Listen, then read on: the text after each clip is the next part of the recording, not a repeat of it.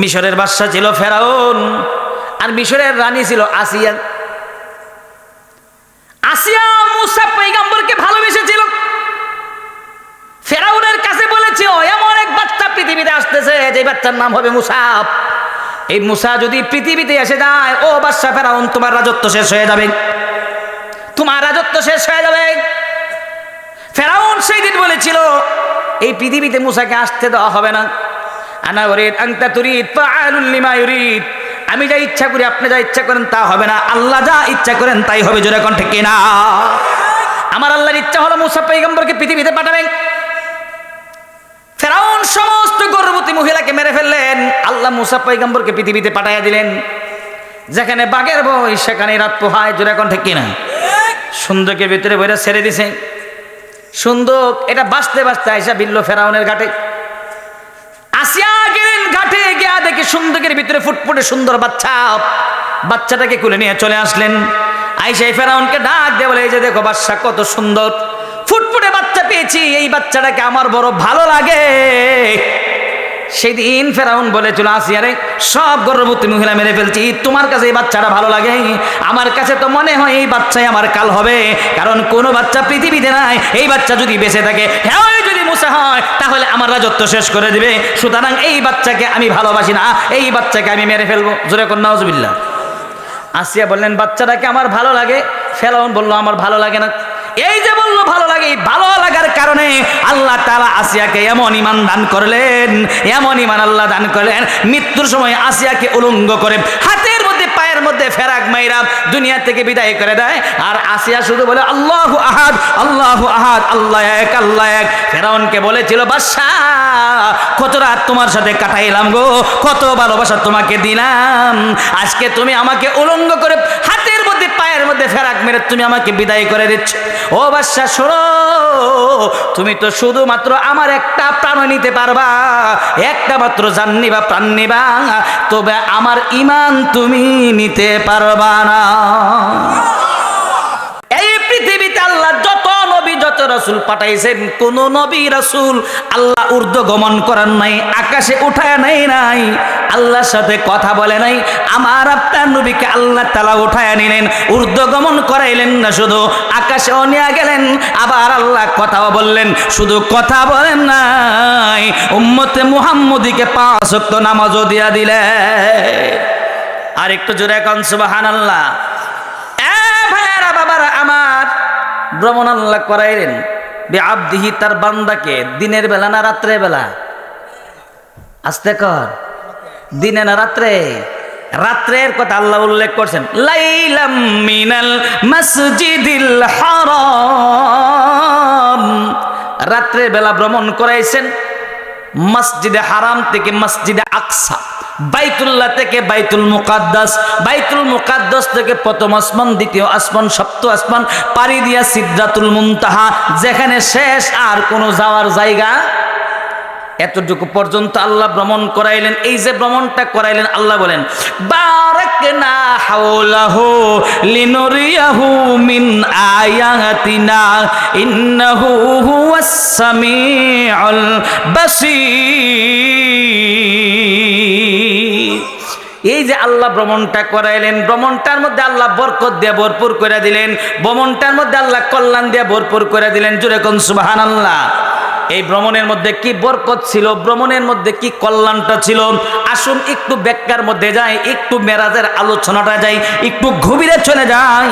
আল্লাহ যখন ইচ্ছা করলেন তার হাবিবকে ঊর্ধ্ব গমন করাবেন, আল্লাহ যখন ইচ্ছা করলেন তার হাবিবের সাথে কথা বলবেন, আল্লাহ প্রথমে জিব্রাইলকে ডাক দিয়ে বলে, জিব্রাইল, জিব্রাইল, আমি আমার হাবিবের সাথে কথা বল। যাও জিব্রাইল যাও, আজকের এই রাত্রিতে জান্নাতের মধ্যে জান্নাতের ফেরেশতাদেরকে গিয়া বলো জান্নাতটাকে যেন সুসজ্জিত করে রাখে। জান্নাতের মধ্যে যারা হুরুল গিলমান আছে তাদেরকে বলো আজকে যেন তারা সাজুগুজু করে থাকেন। জাহান্নামের মধ্যে ফেরেশতাদেরকে বলো জাহান্নামের আযান যেন তারা আজকে বন্ধ করে দেয়।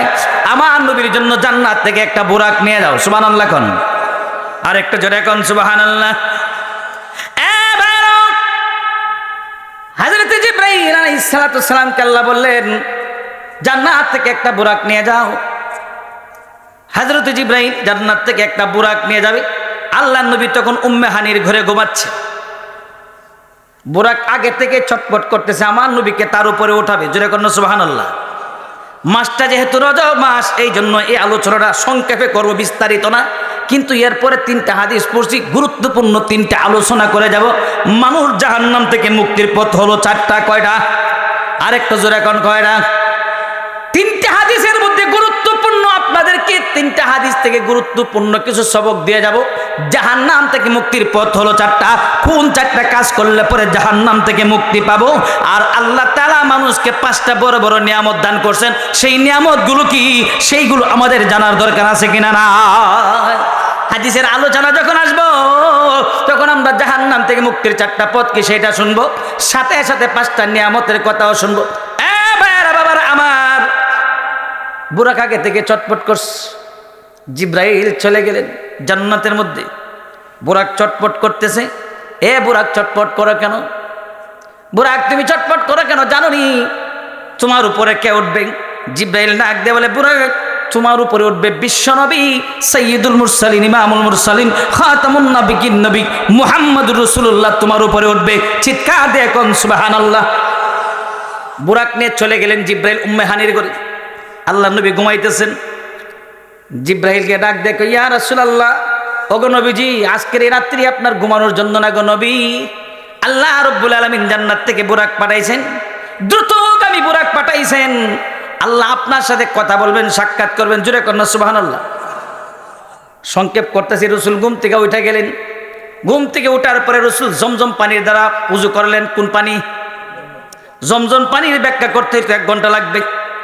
জমজম পানির দ্বারা আল্লাহ নবী উযু করলেন। যেই জমজম পানি যারা হাজী সাহেবরা হজ করতে যায়, আমার ভাই যার ঘরে খানা খেলাম, হাফেজ মাওলানা মাহবুবুর রহমান সাহেব, তার বাবাও দুনিয়া থেকে বিদায় হয়ে গেছে, 1 থেকে 1.5 বছর আছে, তার বাবা হজ করে আসছে।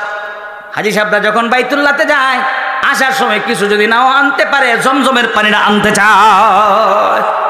এই জমজমের পানির মধ্যে আল্লাহ এত পাওয়ার রেখে দিয়েছে, যদি কোনো মানুষ পশ্চিম দিকে দাঁড়াইয়া জমজমের পানিটা পান করে, যে কোনো একটা জিনিসকে উদ্দেশ্য করে, যে কোনো একটা জিনিসকে নিয়ত করে যদি পান করে, আল্লাহ তার উদ্দেশ্যটাকে কবুল করে নেয়।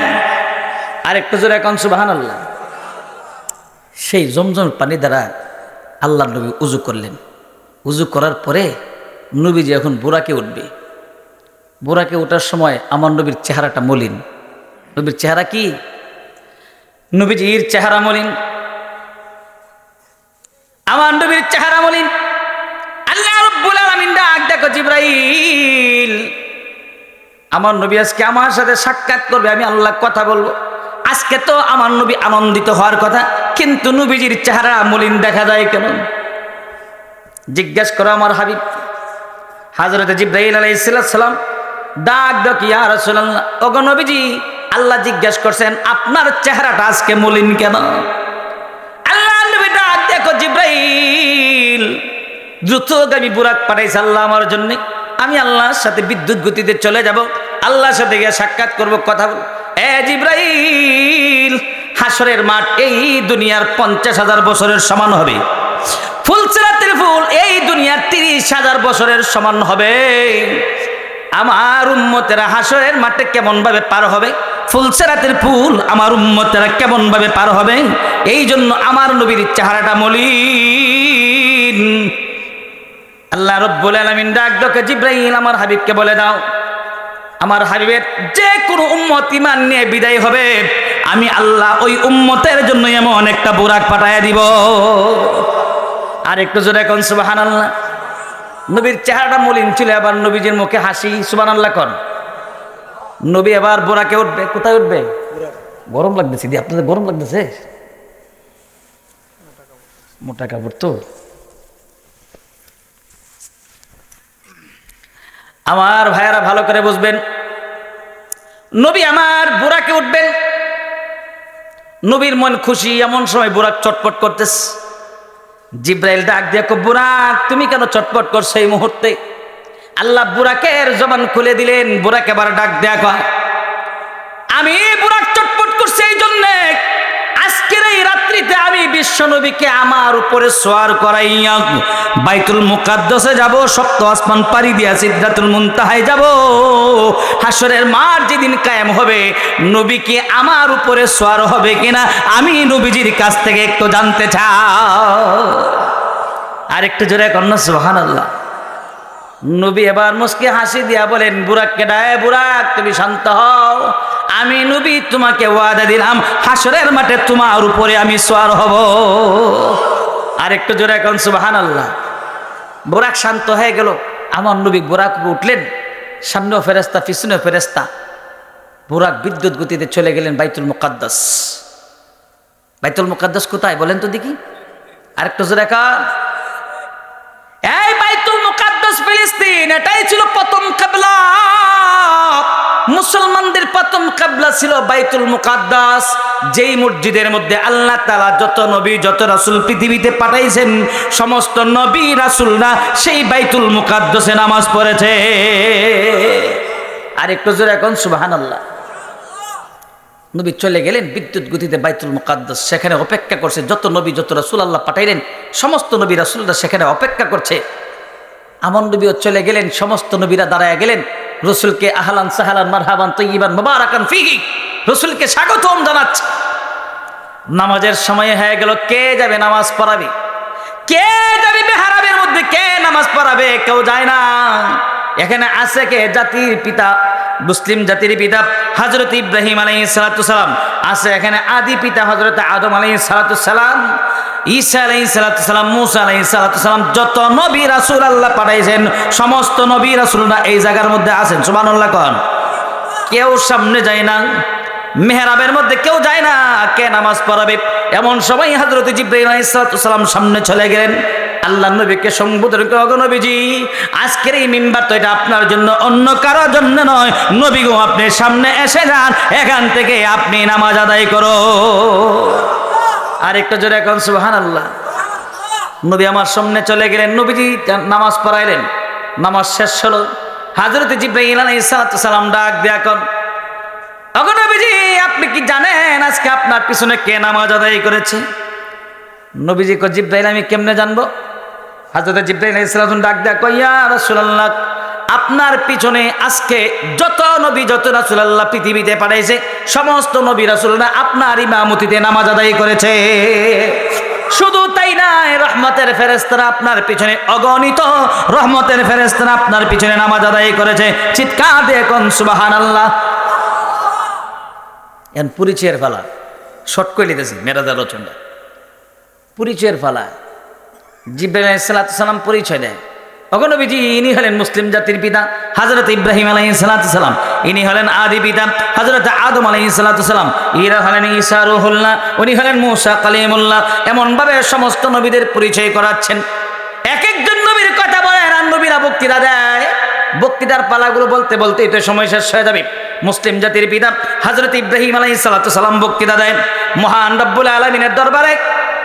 মহান রব্বুল আলামিনের প্রশংসা জ্ঞাপন করছি যে মহান রব্বুল আলামিন আমাকে গোটা মুসলিম জাতির পিতা হিসেবে পাঠাইছে। জোরে কোন সুবহানাল্লাহ।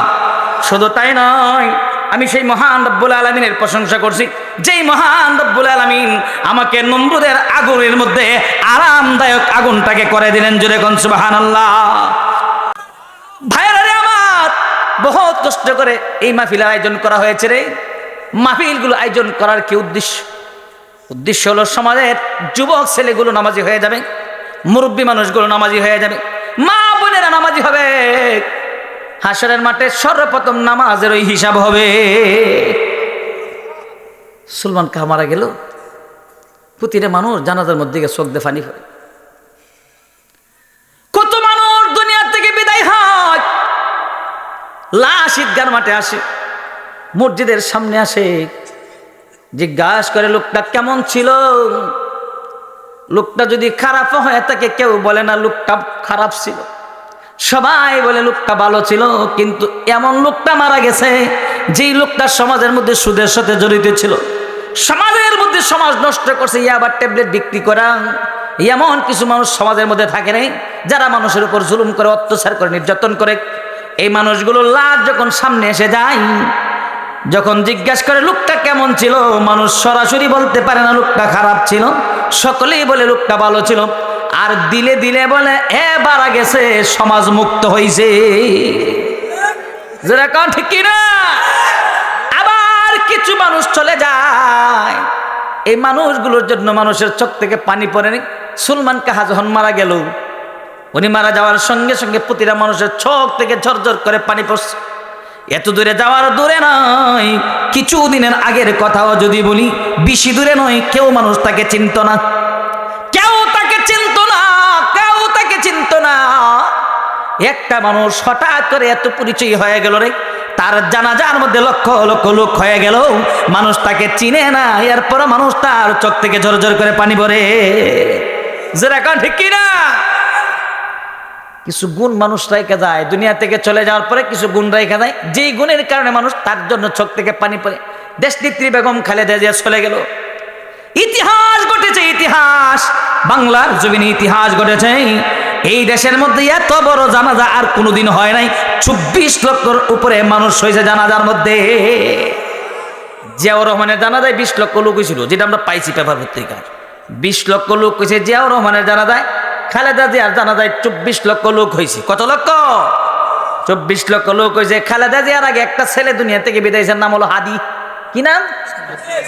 উসমান হাদি। এই ছেলেটাকে কিছুদিন আগে মানুষ চিনত না, অথচ সে কিছুদিনের ভিতরে মানুষের ভিতরে, তাদের মানুষের হৃদয়ের মধ্যে সে এমন ভাবে জায়গা করে নিছে, মানুষ প্রতিটা অঞ্চলের গ্রামগঞ্জের মানুষ পর্যন্ত তার জন্য চোখের পানি ফেলাইছে। এমন জীবন করার গঠন, মরিলে হাসিবে তুমি, কাঁদিবে পৃথিবী। এ জয়পুরের মুসলমান, আমার যুবক ভাইয়ারা, মুরব্বি বাবারা, আপনি আপনার জীবনটাকে এমন ভাবে গঠন করেন গো, আপনার লাশ যখন সামনে আসবে, এলাকার কোনো মানুষ তার ভিতরে কোনো দুঃখ থাকবে না, কষ্ট থাকবে না। মানুষ আপনাকে বিদায় দিবে, চোখের পানিগুলো সেরে সেরে বাড়িতে যাবে আর বলবে নুরুজ্জামান হুজুরের মতো এত ভালো মানুষ সমাজে আর ছিল না। জোরে কোন ঠিক কিনা? মানুষের চোখ থেকে ঝরঝর করে পানি পড়বে। এই জন্য জীবনটাকে এমনভাবে গঠন করা দরকার আছে কিনা নাই? ওই বৃদ্ধ বাবা যদি লাঠির উপর ভর দিয়ে দিয়ে নামাজ পড়তে পারে, তাহলে আমি কেন নামাজ পড়তে পারবো না? হুজুর, মনটা তো চাই কিন্তু শরীরটা নাফাক থাকে। মনটা তো চাই গো হুজুর, ঠান্ডার জন্য যাইতে পারে না। হাসরের মাঠে বলা যাবে না আল্লাহ গো ঠান্ডার কারণে নামাজ পড়তে পারি নাই। শরীরটা অপবিত্র থাকতে যে নামাজ পড়তে পারি নাই। নামাজের হিসাব হবে, জোরে কোন ঠিক কিনা? আল্লাহ আমাদেরকে সহি মতে 5 ওয়াক্ত নামাজ আদায় করার তৌফিক দান করে, জোরে কোন আমিন। এই জন্য ভাইয়ারা বাবারা আমার, একটা মাত্র সবক দিলাম।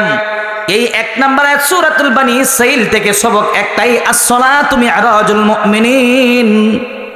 আমার নবী মেরাজ করছেন, ঊর্ধ্বগমন করছেন, সপ্ত আসমান পাড়ি দিয়েছেন, আল্লাহর সাথে সাক্ষাৎ করেছেন। আর আমরা মুসলমান, আমরা নামাজের মধ্যে আমাদের মেরাজ হবে, জোরে কোন ঠিক কিনা? আল্লাহর সাথে কথা বলবো আমরা নামাজের মধ্যে, জোরে কোন সুবহানাল্লাহ। এখন নামাজই পড়ি না, কেমনে আল্লাহর সাথে কথা হবে? এখন আসেন, জাহান্নাম থেকে মুক্তির পথ হলো 4টা। কয়টা? জাহান্নাম থেকে মুক্তির পথ হলো 4টা। সেই 4টা পথ কি? গভীর মনোযোগ সহকারে শুনবেন। আমার নবীজি বলেন, কুন আলিমান আও মুতাআল্লিমান আও মুস্তামিআন আও মুহিব্বান ওয়ালা তাকুন খামিসান ফাতাহালিক। আমার রাসূল বলেন, জাহান্নাম থেকে মুক্তি চাও, আলেম হও। কি হও? আরেকটা জোরে এখন কি হও? জাহান্নাম থেকে যদি মুক্তি পেতে চাও, আলেম হও। জাহান্নাম থেকে যদি মুক্তি হতে চাও, রাসূল বলেন আলেমের ছাত্র হও। জাহান্নাম থেকে যদি মুক্তি পেতে চাও, আলেমদের কথা শুনে আমল করো। 4 নাম্বার হলো, জাহান্নাম থেকে যদি মুক্তি পেতে চাও, 4 নাম্বার হলো আলেমদেরকে ভালোবাসো, আও মুহিব্বান, আলেমদেরকে ভালোবাসো। এই 4টা পথ হলো জাহান্নাম থেকে মুক্তির। খবরদার আলেম বিদ্বেষী হইবা না, খবরদার আলেম যেই জায়গায় তৈরি হয় সেই জায়গার বিদ্বেষী হইবা না। সেই জায়গার বিদ্বেষী যদি হও, তাহলে তোমার কপালে ঈমান নসিব হবে না, হাসরের মাঠে আল্লাহর কাছে ধরা পড়ে যাইবা। এই 1 নম্বর হাদিসের ব্যাখ্যাটা একটু করি। রাসূল বলেন আলেম হওয়ার জন্য, কি হওয়ার জন্য? কারণ আমার সামনে যারা আছেন, আমরা তো আলেম হতে পারি নাই। হুজুর, আপনি বলছেন আলেম হওয়ার জন্য, কিন্তু আলেম তো হতে পারি না, এখন তো সুযোগও নাই, কেমনে আলেম হব? এই জন্য রাসূল বলেন, তুমি আলেমের বাবা হও, আলেমের বাবাও হতে পারো নাই, রসুল বলেন আলেমের দাদা হও। আলেমের দাদাও হতে পারো নাই, রসুল বলেন আলেমের নানা হও। আলেমের নানা হতে পারো নাই, রসুল বলেন আলেমের চাচা হও। আলেমের চাচা হতে পারো নাই, রসুল বলেন আলেমের ভাই হও। যদি আলেমের ভাই হও তাহলে লাভ আছে কিনা নাই? কেমন লাভ শুনো, কেমন লাভ। আমার রসুল বলেন 4 নম্বর ব্যাখ্যাটার মধ্যে যায়, রসুল বলেন যারা আলেমকে ভালোবাসবে এরা ইমানের সাথে মৃত্যু হবে। সুবহানাল্লাহ কোন। ইমানের সাথে যদি মৃত্যু চাও তাহলে আলেমদেরকে ভালোবাসো। উদাহরণস্বরূপ বলি কেমনে ইমানের সাথে মৃত্যু হবে কেমনে। মিশরের বাদশা ছিল ফেরাউন। মিশরের বাদশা কি? মিশরের বাদশা ছিল ফেরাউন, আর মিশরের রানী ছিল আসিয়া। আসিয়া মুসা পয়গম্বরকে ভালোবেসেছিল। ফেরাউনের কাছে বলেছে এমন এক বাচ্চা পৃথিবীতে আসতেছে যে বাচ্চার নাম হবে মুসা। এই মুসা যদি পৃথিবীতে এসে যায়, ও বাদশা ফেরাউন, তোমার রাজত্ব শেষ হয়ে যাবে, তোমার রাজত্ব শেষ হয়ে যাবে। ফেরাউন সেই দিন বলেছিল এই পৃথিবীতে মুসাকে আসতে দেওয়া হবে না। আনা উরিদ আনতা তুরিদ ফাআলুল লিমা ইউরিদ। আমি যা ইচ্ছা করি আপনি যা ইচ্ছা করেন তা হবে না, আল্লাহ যা ইচ্ছা করেন তাই হবে। জোরে কোন ঠিক কিনা? আমার আল্লাহর ইচ্ছা হলো মুসা পয়গম্বরকে পৃথিবীতে পাঠাবেন। ফেরাউন সমস্ত গর্ভবতী মহিলাকে মেরে ফেললেন, আল্লাহ মুসা পয়গম্বরকে পৃথিবীতে পাঠাইয়া দিলেন। যেখানে বাঘের বই সেখানে রাত পোহায়। জোরে কোন ঠিক কিনা? সুন্দকের ভিতরে বইরা ছেড়ে দিছে। সুন্দক এটা বাঁচতে বাঁচতে আইসা বিল্ল ফেরাউনের ঘাটে। আসিয়া গেলেন ঘাটে, গিয়া দেখে সুন্দকের ভিতরে ফুটফুটে সুন্দর বাচ্চা। বাচ্চাটাকে কুলে নিয়ে চলে আসলেন। আইসা ফেরাউনকে ডাক দিয়ে বলে এই যে দেখো বাচ্চা কত সুন্দর ফুটফুটে বাচ্চা পেয়েছি, এই বাচ্চাটাকে আমার বড় ভালো লাগে। সেদিন ফেরাউন বলেছিল আসিয়ারে সব গর্ভবতী মহিলা মেরে ফেলছি, তোমার কাছে এই বাচ্চাটা ভালো লাগে? আমার কাছে তো মনে হয় এই বাচ্চাই আমার কাল হবে, কারণ কোনো বাচ্চা পৃথিবীতে নাই। এই বাচ্চা যদি বেঁচে থাকে, হ্যাঁ যদি মুসা হয়, তাহলে আমার রাজত্ব শেষ করে দিবে। সুতরাং এই বাচ্চাকে আমি ভালোবাসি না, এই বাচ্চাকে আমি মেরে ফেলবো। জোরে কর নাউজুবিল্লাহ। আসিয়া বললেন বাচ্চাটাকে আমার ভালো লাগে। ফেরাউন বলল আমার ভালো লাগে না। এই যে বললো ভালো লাগে, ভালো লাগার কারণে আল্লাহ তাআলা আসিয়াকে এমন ঈমান দান করলেন, এমন ঈমান আল্লাহ দান করলেন, মৃত্যুর সময় আসিয়াকে উলঙ্গ করে হাতের মধ্যে পায়ের মধ্যে ফেরাক মাইরা দুনিয়া থেকে বিদায় করে দেয়। আর আসিয়া শুধু বলে আল্লাহু আহাদ, আল্লাহু আহাদ, আল্লাহ এক, আল্লাহ এক। ফেরাউনকে বলেছিল বাদশা কত রাত তোমার সাথে কাটাইলাম গো, কত ভালোবাসা তোমাকে দিলাম, আজকে তুমি আমাকে উলঙ্গ করে হাতের মধ্যে পায়ের মধ্যে ফেরাক মেরে তুমি আমাকে বিদায় করে দিচ্ছ। ও বাদশা শোনো, তুমি তো শুধুমাত্র আমার একটা প্রাণ নিতে পারবা, একটা মাত্র জান নিবা, প্রাণ নিবা, তবে আমার ঈমান তুমি নিতে পারবা না। আরেকটু জোরে কোন সুবহানাল্লাহ। সব নিতে পারবা কিন্তু ঈমান নিতে পারবা না। এই যে ঈমানটা আল্লাহ দান করলেন কেন? মুসা পয়গম্বরকে ভালোবাসার কারণে। এই বাচ্চা আমার বড় ভালো লাগে, এই ভালো লাগার কারণে আল্লাহ তাকে এমন ঈমান দান করলেন, ঈমান নিয়ে দুনিয়া থেকে বিদায় হলেন। পক্ষান্তরে ফেরাউন বলেছিল আসিয়ারে এই বাচ্চাকে আমার ভালো লাগে না, এই বাচ্চা আমার রাজত্ব শেষ করে দিতে পারে। আল্লাহ তাআলা তার কপালে ঈমান নসিব রাখে না। আলেমদেরকে ভালোবাসলে লাভ আছে কিনা নাই? এক নাম্বার লাভ হলো ঈমানের সাথে মৃত্যু হবে।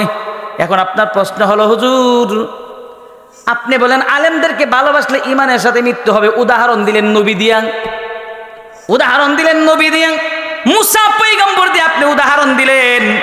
এই জন্য নবীজি বলে গেছেন আল উলামা ওয়ারাসাতুল আম্বিয়া, উলামা একরাম হলো নবীগণের ওয়ারিস, নবীগণের উত্তরসূরি। যদি আপনি আল্লাহ নবীকে দেখতে চান তাহলে আলেমদের চেহারার দিকে তাকান, আলেমদের সুরতের দিকে তাকান, আলেমদের সিরতের দিকে তাকান।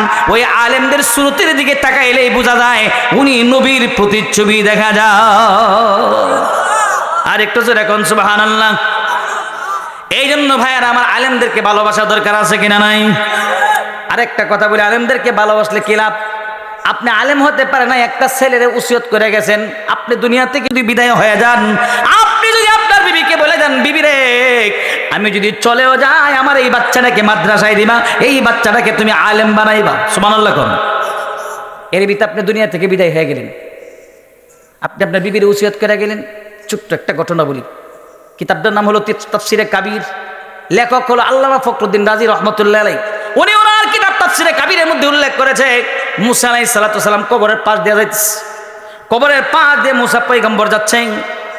এমন সময় মুসা পয়গম্বর দেখে কবরের মধ্যে একটা কবরের মধ্যে আযাব হচ্ছে, আল্লাহ তাআলা নবীদেরকে সেই অনুভূতি দিয়েছিলেন, তারা কবরের মধ্যে আযাব হলে এটা বুঝতে পারতেন, কিন্তু আমাকে আপনাকে সেই অনুভূতি আল্লাহ দেয় নাই। কেন দেয় নাই?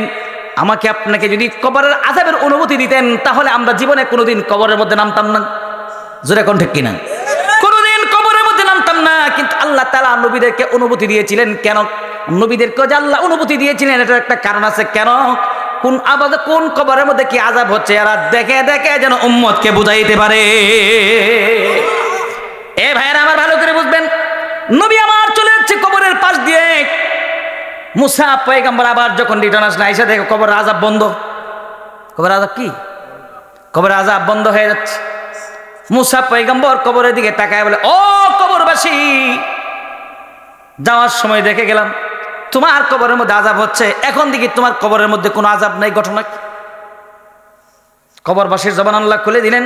কবরবাসী এবার ডাক দেখ, ও মুসা কালিমুল্লাহ, আমি যখন চলে আসি, পৃথিবী থেকে চলে আসি, তখন আমি আমার বিবিকে ওসিয়ত করে গিয়েছিলাম, বিবিরে তোমার পেটের মধ্যে যে আমার বাচ্চা আছে, এই বাচ্চা যদি পৃথিবীতে আসে তাহলে বাচ্চাটাকে তুমি মাদ্রাসায় দিয়া দিবা। সুবহানাল্লাহ কোন।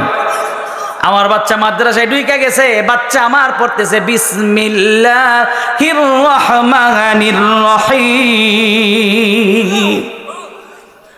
মুসা কালিমুল্লাহ, ও আল্লাহর রাসূল, আমার বাচ্চা মাদ্রাসায় ঢুকে গেছে, প্রথম সবক পড়তেছে বিসমিল্লাহির রহমানির রহিম। বিসমিল্লাহির রহমানির রহিমের মধ্যে আল্লাহ দুইটা নাম আছে, সিফাতি নাম।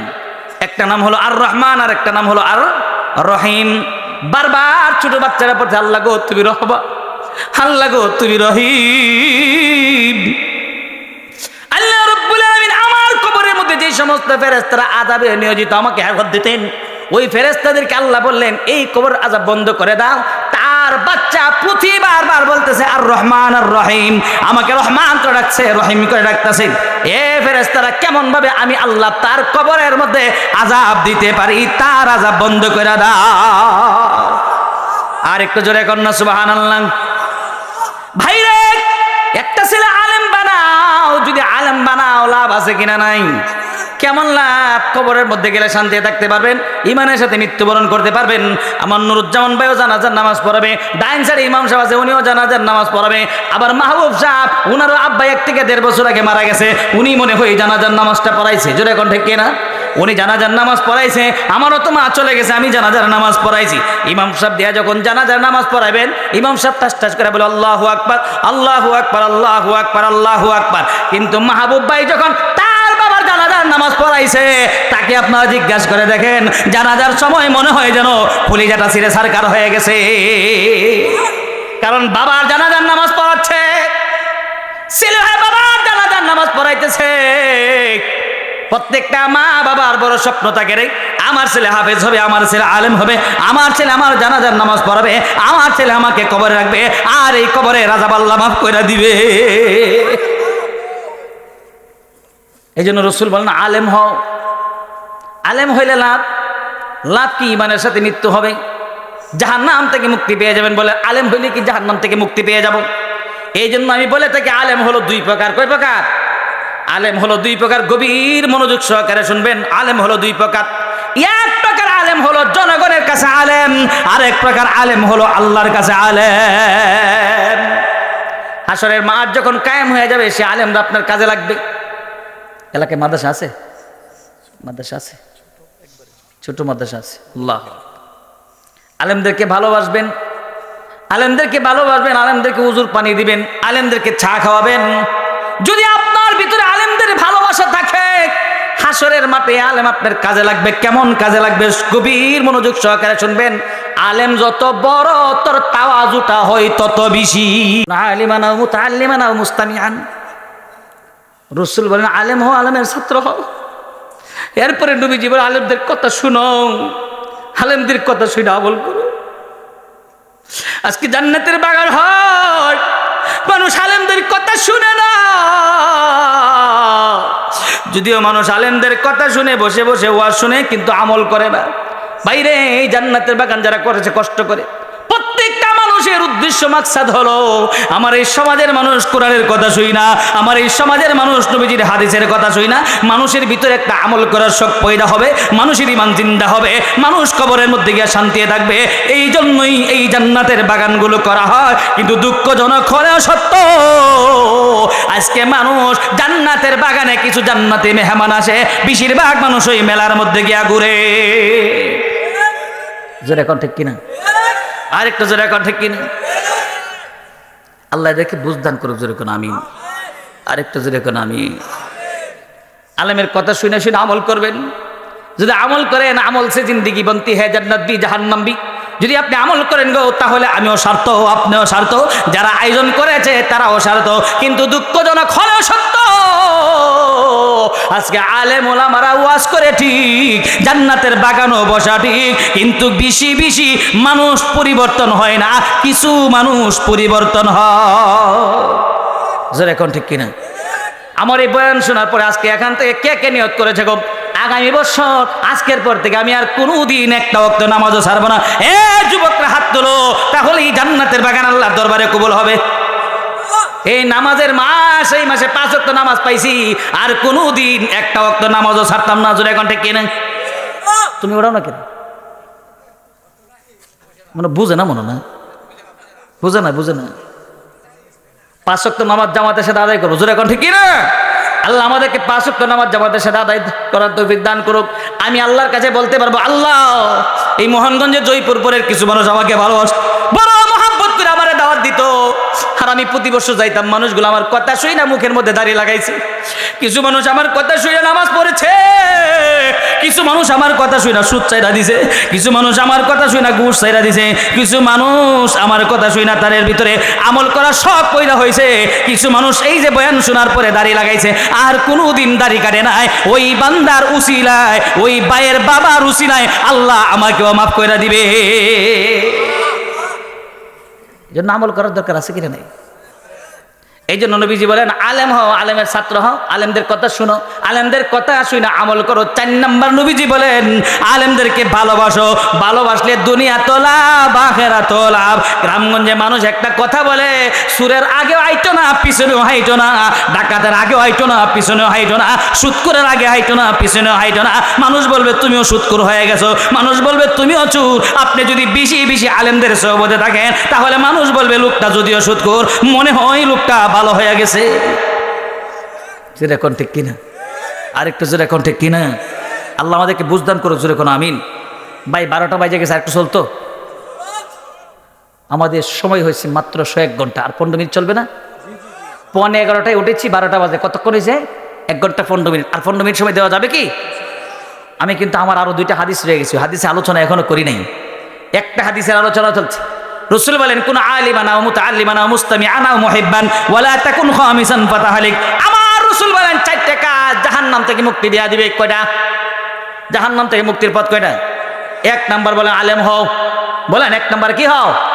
2 নাম্বারে আলেমের ছাত্র হও, 3 নাম্বার আলেমদের কথা শুনে আমল করো, আর 4 নাম্বারে আলেমদেরকে ভালোবাসো। সুবহানাল্লাহ। এই 4টা কাজ যারা করবে এরা জাহান্নাম থেকে মুক্তি পাবে। খবরদার, রাসূল বলেন আলেম বিদ্বেষী হয় না, আলেম যেই জায়গায় তৈরি হয় সেই জায়গার বিরোধিতা করে না। যারা এই আলেমদের সাথে বিদ্বেষী করেছে এদের দুনিয়াও বরবাদ হয়েছে, আখিরাতও বরবাদ হয়েছে। জোরে কোন ঠিক কিনা? উদাহরণ দিতে চাই না, উদাহরণ দিতে চাই না, উদাহরণগুলো আপনার নিজের চোখে দেখে নেবেন। যারা আলেমদের সাথে বিয়াদবি করেছে এদের ফলাফল ভালো হয় না, ফলাফল ভালো হবে না, আখিরাত আল্লাহর কাছে ধরা পড়বে কি পারবে না।